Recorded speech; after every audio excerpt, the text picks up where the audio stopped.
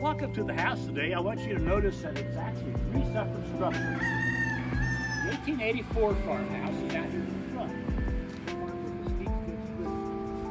The wing off the back was constructed around 1900. It contains the dining room, the kitchen,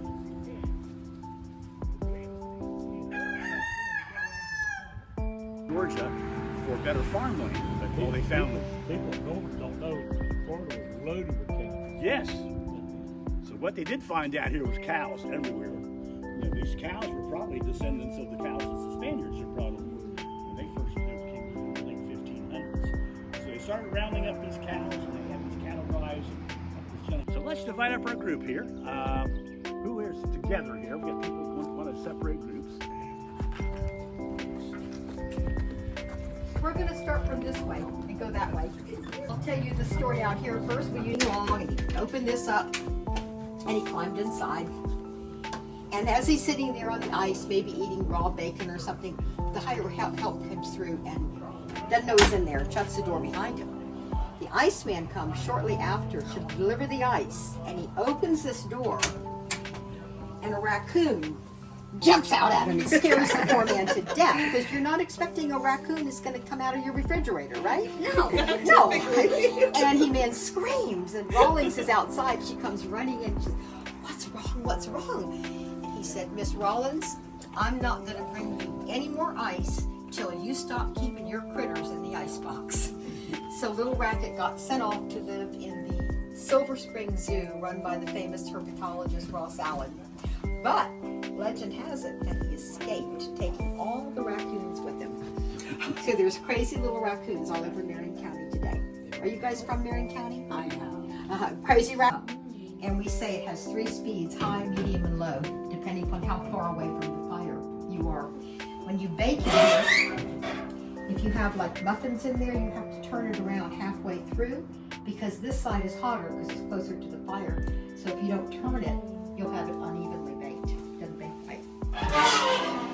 So Marjorie always cooked using cast iron. She said it just did not taste as good. She said give the aluminum away to the war effort. Just not have to be cooking it in cast iron. This is a copy of her cookbook. It's a delightful book. It's got great little vignettes of her years living out here. But I always say, only if you're not worried about putting on 20 pounds do you want this cookbook. Everything is rich cream and butter. Did Mark tell you about her cow, Dora? Well, Dora, where you all parked today, would have been Dora's pasture. And she said Dora was the meanest cow, followed by my reasonable pecan pie. Neither one are particularly reasonable, believe me. They're just very, very rich and wonderful. Someone told me recently that years ago there was a woman on this one of these tours, and they had mentioned Dora's Cream, and Marjorie writes about Dora's Cream and Cross Creek, and somehow this woman thought it was a brand name, and she kept going to all these stores trying to buy Dora's Cream, only to find out no, it was that particular cow's cream. But it's got really great recipes. Marjorie would cook anything that walked, crawled, slithered, flew, or swam in Florida. She didn't like snakes though. That's one thing. I don't think she ever cooked a snake, maybe, but I don't think so.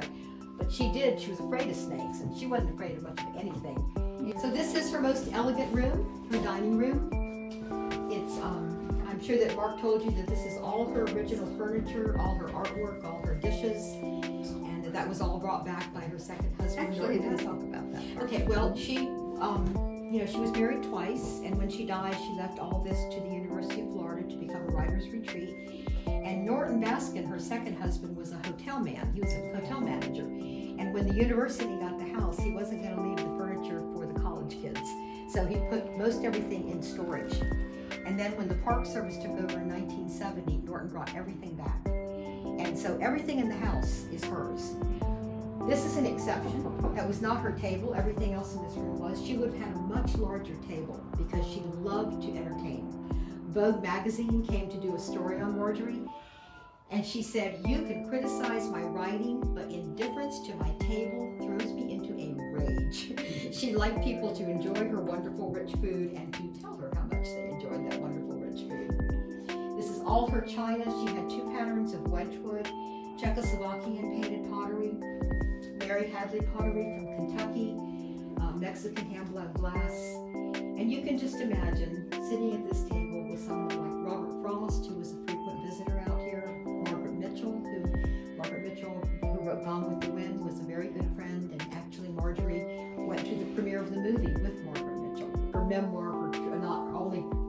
fiction book, she writes about two things: Dora, her mean cow, and her outhouse.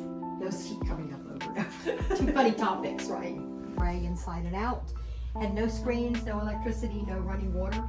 And Marjorie, they bought it without ever seeing it and then moved down here. And when she first saw it, she said, I've come home, that this was the place she was meant to be. And the crackers, the Florida crackers, did he talk about what those were? That was her muse for the rest of her writing career. That's what she wrote about. These people that were dirt poor, hand-to-mouth existence, but they loved their lives, and she admired their quiet courage and dignity. So she was always making home improvements. I think it took her 4 years to get the house painted white inside and out, because she didn't have any money when she was first here, and no time because she was running the citrus grove and doing her Charles before he left.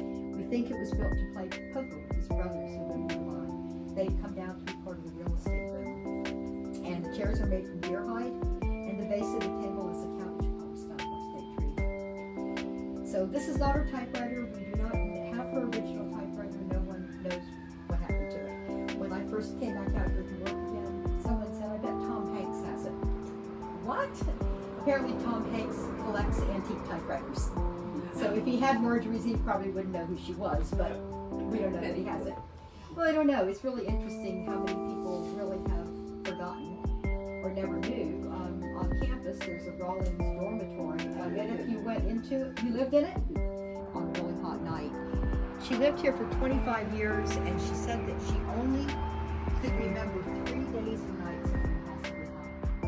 Well, we can't do that because of air conditioning, because we can't get acclimated. We're in and out of air conditioning all day long, and so you never can really get used to how hot it is. When I lived in Rawlings Hall, it was not. No air conditioning. Yeah, I grew up in an un-air conditioning. Opened this up into one big large room.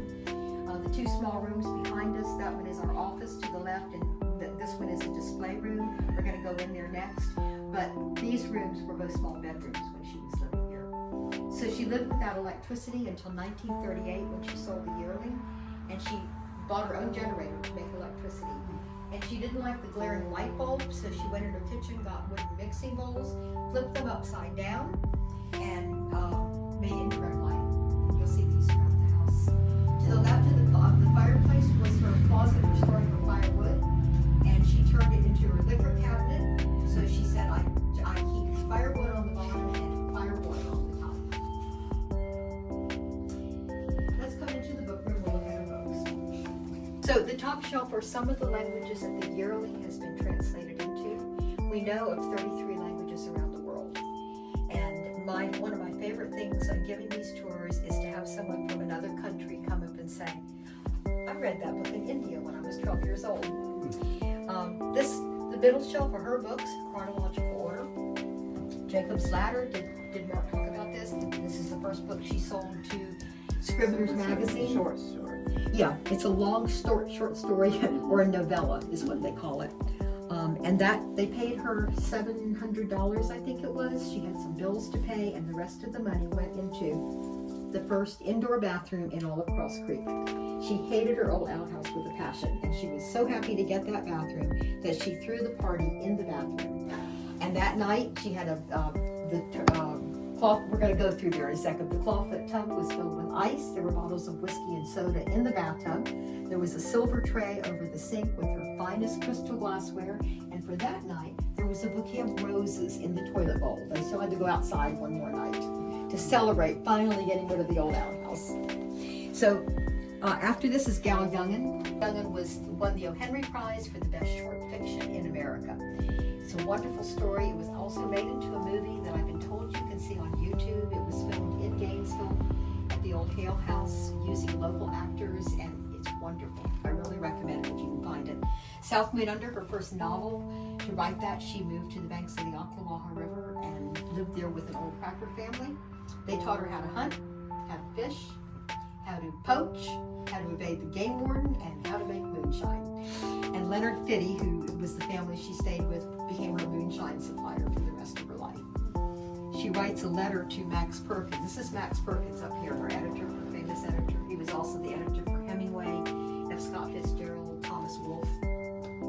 So she wrote a letter to Max Perkins when she's staying down at this cabin on the Ocklawaha, and she said, quote, general agents have been very active lately, so don't be surprised if your correspondent gets locked up for some wrongdoing. Then the Yearling, her big one. Who's read the Yearling in this group? Okay. 1938, it wins the Pulitzer Prize. In 1939, it puts Marjorie Rawlings on the world map. MGM comes along and pays her $30,000 for the movie rights, and that's a lot of money back then, and the first time this world really had a lot of money. It's, of course, a wonderful story. Anybody not know the story of it? Good. I hate to tell it. It's very sad. Yes. When the Whippoorwill is a collection of short stories, and then comes Cross Creek, her nonfiction book, her memoir of her years living here, followed by Cross Creek Cookery, a cookbook. And here's why she wrote a cookbook. These small books in the middle of the shelf. During World War II, the military asked authors to give their works so they could be put into books that would fit into a soldier or a sailor's pocket, so they have a little bit of home with them when they were overseas. And there is a chapter in Cross Creek that is called Our Daily Bread, in which Marjorie writes about all the good food she cooks out here, and getting together with friends and sitting down and having meals. And she got hundreds and hundreds of letters from servicemen stationed all over the world saying, "Lady, this is home. This is what I'm fighting for." One general wrote her and said, "I'm going to ban your book because they don't want to go to the mess hall after they see what you're writing, what you're cooking out at Cross Creek." And that's what inspired her to write the cookbook, Cross Creek Cookery. One of the men who wrote the letter to her was Alex Haley, who went on to write Roots, and he was at the Coast Guard saying, "I hope to be a writer one day," and he made it. The last book, The Sojourner, is her only non-Florida book. It's set in the Upper Peninsula of Michigan, based loosely on her grandfather's life story. These books were all published. I won't go through the whole story now, but it takes her back through the woods, showing you all the Florida animals, except they make a mistake and make the Florida panther black. That was wrong, but it's a lovely book. We don't sell any of her books here today. We do some days, but we don't have our bookseller here. If you're interested, the Yearling restaurant down the road does sell some of her books. And back here, this photograph was taken by Life magazine. They came to do a story on Marjorie, and they said, "Take us to see some local color." And she just took them down to meet Mr. Bachknight. She never wrote about him, but he's pretty colorful looking. On the back wall, straight back, is Cal Long, the man with the gun. He is the person who first told Marjorie the story of a boy having a pet deer that had to be destroyed. And the guy beneath that is Barney Dillard. He took her on a bear hunt when she was doing research for the hunting of old Slewfoot and the Yearling. And the handsome man with the fedora on the back wall is Charles Rawlings, her first husband. He showed up here in 1970, right after the Park Service had taken the house over, with his third wife, and nobody was here. And I think, what a missed opportunity. But he wrote a letter. That framed piece down below is Charles's letter saying he was so happy to see Maggie's, his chair and tables on Maggie's front porch. He's the only one who called her Maggie, and she didn't like it. But he's still writing it in this letter all these years later.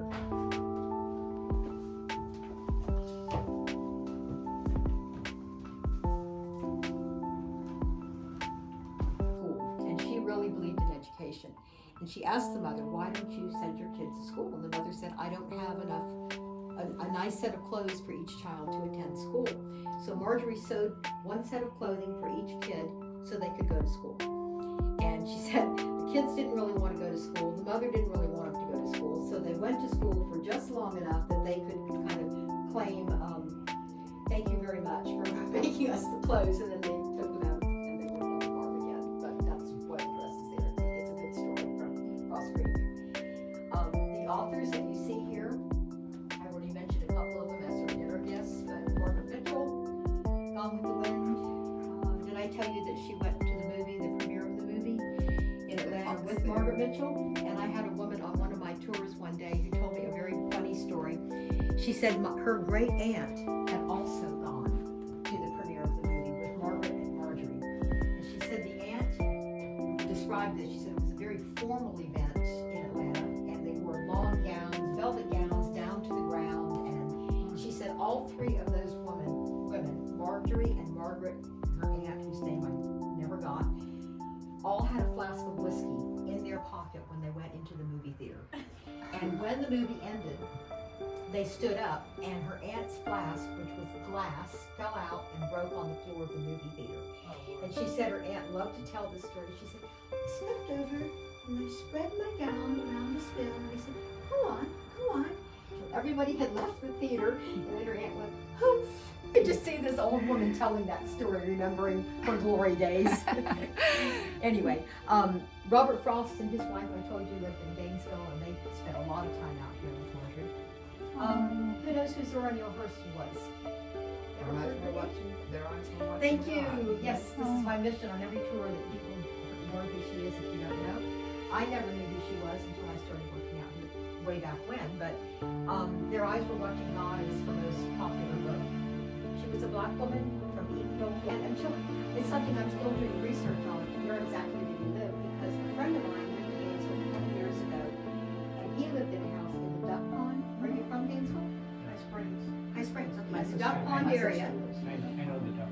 Yeah, and I always thought that where my friend had lived, that Robert Frost had lived in that house, but I just asked him the other day about it, and he said Frost did not live in that house in the Duck Pond. He visited an English professor that lived in that house, but he thought Frost had rented an apartment with her and said, no, you sit in the front seat, no, you go in with me to the white section of the movie theater, and other times she would do things that you wouldn't have thought she would have still been doing, so we're gonna go into, come on out to the right, and we're going in the last room here, which is Marjorie's bedroom. I think you will be able to see it all.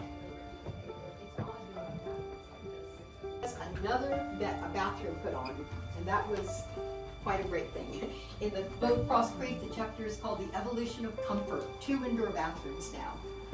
This is what Marjorie looked like when she graduated from the University of Wisconsin in Madison. Her first husband's nickname for her was Skinny, and she was, but we know she didn't stay that way because we have all of her letters. Okay, raise your hand, everybody. I'm going to take that 10 pounds off. I'm going to start doing this. I'm going to stop doing this. And she was always writing about this. She never became a heavy woman, but she did not stay skinny because she loved her rich food too much.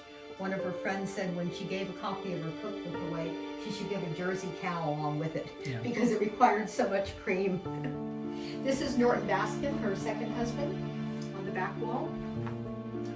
When I was here as a park ranger in 1983 and 84, Norton would come to visit. He lived to be 95 years old. He died in 1997, with many, many, many years after Marjorie had died.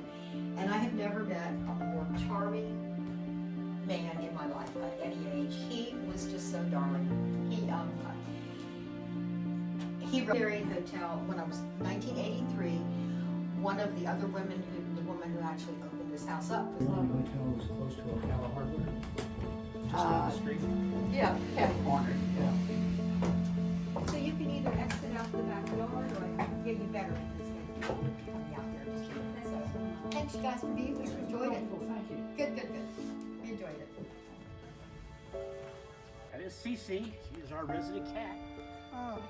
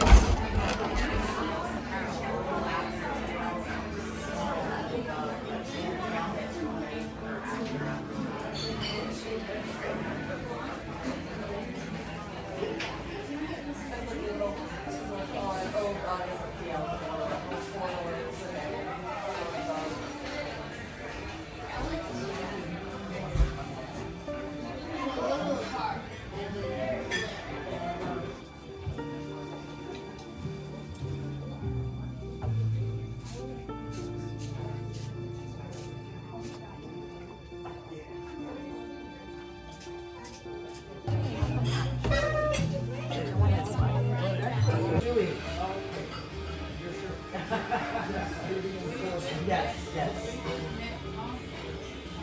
You live in Ocala now? I live in high school, college here. Okay. What school is this?